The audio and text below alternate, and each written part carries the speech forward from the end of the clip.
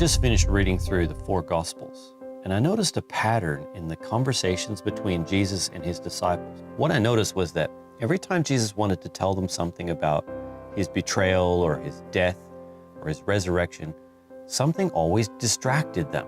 For instance, I read several times that they weren't really listening at all because they were too busy having an argument. And they thought that very shortly Jesus was going to set up a kingdom in Jerusalem.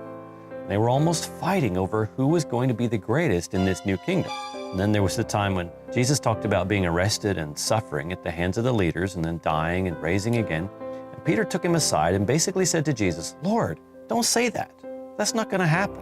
But it was this very attitude that meant that Peter and the other disciples were completely unprepared for what eventually did happen. There's the story of the day of the resurrection. In the afternoon, two followers of Jesus were on their way home from Jerusalem. And it's the day of the resurrection, when they should have been full of joy and praise to God. But all they could say was, "But we trusted that it had been He which should have redeemed Israel." They didn't realize Jesus already had redeemed Israel. He had paid the price for the sins of the world. And early that morning, He had walked out of His tomb. But in their minds, it was all over. So you see, they missed out on a lot by not listening to Jesus. They were preoccupied with their own assumptions and their own opinions.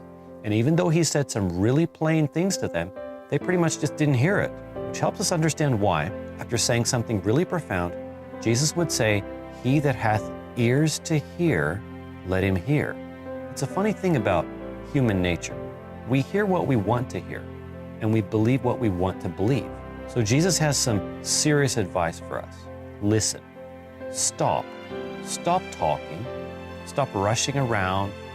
Stop assuming you know it all already. Listen.